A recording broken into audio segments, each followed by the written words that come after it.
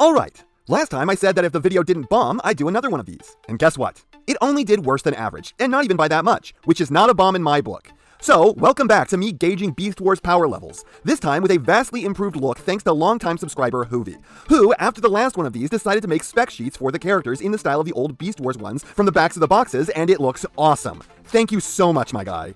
Unfortunately, that's the only way this video is going to look better, because otherwise it's not going to be as pretty as the last one, as I'm not going to be looking for clips to demonstrate the stuff I talk about. I do really think that improves the quality of the video, unfortunately it also multiplies the editing time on them several-fold. I'm not kidding when I say it added over 8 hours of editing to the last one of these, and this is my Friday video where I try to take it easy on myself. So while I wish I could put in clips of the show to back up what I'm saying, it's just impractical to do so. So welcome to the new Hoovy improved, perspective ruined estimation of Beast Wars power levels. Just the Season 1 Predacons this time. We started with the leader last time, so we'll start with the leader this time. Megatron. Despite his intimidating size, in a very interesting twist, Megatron from Beast Wars was not one of the primary Predacon damage dealers, at least not as far as the early seasons go. His weapon is actually kinda awful. He does have a double-barrel shotgun with a scope for some reason that he brings to one fight and never fires, but otherwise his weapons seem to consist of the mouth laser from his dinosaur head, and that's about it. It's never shown to be particularly accurate nor particularly dangerous, as characters who get hit with it tend to act like it was a moderate inconvenience. Honestly, I think beam weapons in Beast Wars kinda suck. I swear this is just about as effective as Dinobot's eye lasers, but slightly more accurate. So Megatron does actually hit people sometimes. Every now and then, he is shown to fire a missile somehow, seemingly out of his tail arm, and that does seem at least a bit effective, but it's underutilized to the point I'd almost say it's an animation error. His tail arm also seems relatively sharp considering he hucks it through an entire computer console by accident at one point. So, I'm going to go with a 4. He really only has one weapon. It's weak as hell, but unlike Dinobot, it has some level of accuracy. Outside of that, you can kind of count the missiles and the spear-like nature of his tail in his favor, but they are so infrequent that they really only bump him up 1 point over his close competitor in this regard. Then we have skill, and this is another category Megatron is doing bad in. There is never a hint that Megatron has anything approaching skill in a fight. Basically, anytime he gets into melee with someone, he gets torn a new asshole. Like that time Rhinox literally stomped him into the ground. Or that time Dinobot just opened a can of whoop-ass on him, feeding him so many punches that Megatron will never have to eat again. So I'm going to have to give Megatron the rare 1 in this category. He just doesn't know how to fight. Now strength, I'm going to go pretty high because while in robot mode, he very rarely uses his intimidating build to his advantage, at best every now and then using it to bully his subordinates, or merely holding someone down as a hostage, when in dinosaur mode, he absolutely uses it to crush his opponents, basically just powering straight through them. I wouldn't put him at the top of this chart, but for Season 1, I'd say he's easily a 9 in strength. And then in tactics, there's no question. Megatron is the only other 10 in this category. He can afford to overall suck in a fight when his greatest skill is as a leader. He is observant, almost always able to figure out any misdirection the Maximals may try to employ against him, while being the master of it himself. He understands troop movements, positioning, communication in battle, and flanking maneuvers. It's safe to say that were he and Optimus to play chess, he'd win every game. His team tactics are unrivaled, whereas Rat Trap's individual tactics are unmatched. Then let's go with Megatron's favorite subordinate, Inferno. Inferno is one of those heavy hitters when it comes to his arsenal. It's not as diverse as some others, but he has it where it counts. For starters, he just has a flat-out cannon, and when it hits, it's shown to be incredibly effective. It seems to nail people about as hard as Optimus's arm cannons, so that would already be good enough. But then it's got that flamethrower mode, and this is interestingly one of the only weapons in the series ever shown to be capable of dealing lethal damage on its own. Characters can die if they take sustained damage for way too long without resting, if their sparks are destroyed, or they're utterly obliterated by a large enough explosion. But Inferno's flamethrower flat out killed Tarantulas with one burst of flame that set him alight, and he would have stayed dead if he hadn't already downloaded himself into Black Arachnia's mind. It is the only weapon ever shown in the show to drop someone from 100 to real actual 0 in one attack. And as a result, I gotta give Inferno the 10, and maybe this one goes to 11. Outside of that, Inferno seems physically strong, but he never really uses it to his advantage in combat. If he doesn't have his gun, he doesn't really fight at all. The only time he ever tries is when he flattens Quick Strike by shrugging off all of his attacks and slams him into the ground over and over again, which does belie a high level of it. So I'll say that in reality, while he's a 7, in practice, since he never uses it, he's a 5. And then for skill, Inferno absolutely doesn't fight this way. He is going to wade into the center of a fight, try to shrug off as many attacks as possible, and then just rely on raw damage output to win. He gets a 2. Now you'd think that this psychopath would score badly in tactics, but that's not actually the case. He can fly, which already gives him a bonus to that stat. He's shown to sneak from time to time to get into range so he can do maximum damage. He knows the value of a proper patrol, and he's great at following orders. Quite likely the best at that in the whole series, which means that he's often in position to be used most effectively, whether it's in an ambush or a drag-out fight. Really, his biggest limiting factor here is that he does all of those things very well, however, upon engaging with the enemy, he tends to enter a berserker rage that really doesn't do anything for him. When you're facing down guns, charging an enemy position yelling is more of a hindrance than anything. He gets a 7 in tactics. Now for Pterosaur. We are not counting his powered up abilities when he absorbs too much energon. I guess weirdly enough, that would be a super mode in Beast Wars. A 1-episode super mode. So for weaponry, Pterosaur gets a pretty strong arsenal of unique and powerful weapons. He's got a pistol, which is really his primary. He's got a rifle, which he rarely ever uses, but hits pretty hard when he does. Does he only use that when he's in his super mode? And he's got his shoulder cannons, which are shown to have pretty strong explosions. The only problem is that Pterosaur is not a great shot. The number of times he actually hits his opponents could probably be counted on one hand. So I think I'm going to detract points because what's the value of an arsenal that you can't use effectively? Though I will still give him an 8 on this, just because everything you could possibly want is covered. In strength, when not powered up, Pterosaur is really never shown to be all that high in this category. In fact, he tends to get bodied when in a physical confrontation with anybody else, so I'm going to give him a 3. Skill is another bad area for Pterosaur, because as previously stated, he gets wrecked in physical confrontations, and he can't really shoot all that straight.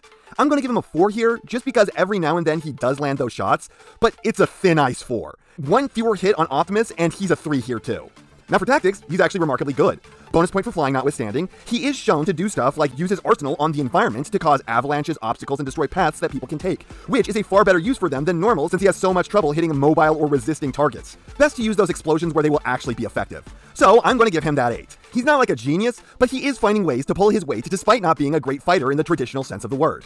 Scorponok, Megatron's idiot toady. For Arsenal, Scorponok is another really solid one. The Preds seem to be doing better on this front than the Maximals, but his primary form of attack is a powerful missile launcher, which is shown to be one of the most devastating weapons in the show. Hell, in the first episode, he hits Dinobot with it and literally knocks him actual miles away. He also has his Cyber Bees, which can do things like hunt down their targets, attaching to them and infecting them with a virus that can kill them over time, so I'll say that this is another 8. He lacks for a rapid fire option, and that's really all that's holding him back because he is not wanting for devastating power or utility. Much like the rest of the Predacons, his strength and skill seem to be lacking, or at the very least, not displayed well. Though I do have a memory that I may be conflating with Black Arachnia of him doing a backflip kick. He is never really shown to be good at these either, so I'm going to put him at a 5 in both. His tactics are above average. He's not great at this, not being the most bright, but he understands the value of poisoning his enemies, so I'd say that he merits a 6 here. Now let's get into one of the most OP characters in the series, Black Arachnia. Jesus Christ, this bitch beats ass!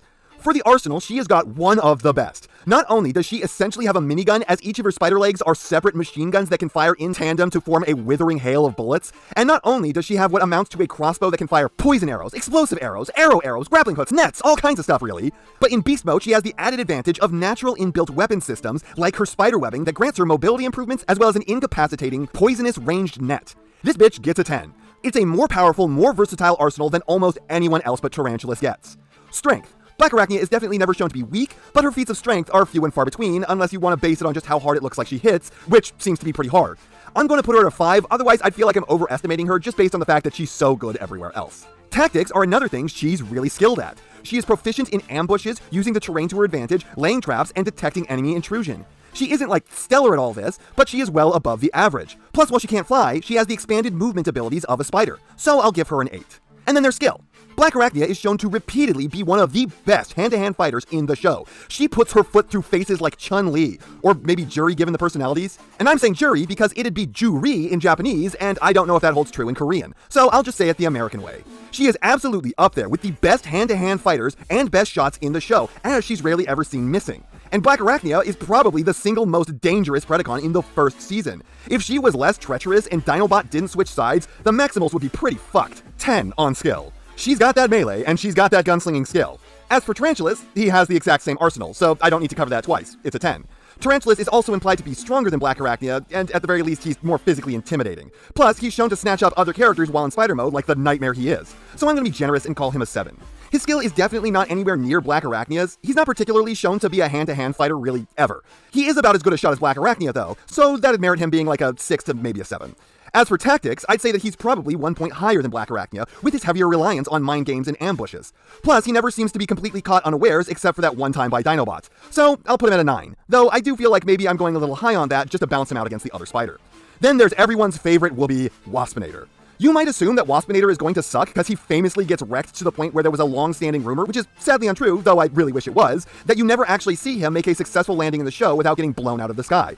But he's actually pulling better stats than you might expect. For example, in Arsenal, he both has eye lasers that don't quite seem to be the same thing as the weak-ass beam attacks of Dinobot and Megatron, but he also has his pistol, which may actually be one of the best weapons in all of Beast Wars, as it's a rapid-fire rocket launcher with an explosive effect. He rarely ever hits anything with it, but whenever he does, the person he strikes seems to get pretty hurt. So considering he has a hand cannon that is both rapid fire and destructive, and even were you to disarm him, he can continue to fight with his eye lasers, I think that warrants him at least an 8. For strength, Waspinator is never shown to be anything more than average. He's not weak, but I can't even think of a time that he ever threw a punch. 5 seems fair. Skill is a bit hard to measure. As the guy who everyone tends to focus fire first just out of pure bad luck, Waspinator rarely gets a moment to shine in combat. He seems to be about as accurate a shot as anyone, not one of the sharpshooters like Black Arachnia or Rat Trap, and not incompetent like Cheetor. This is another 5.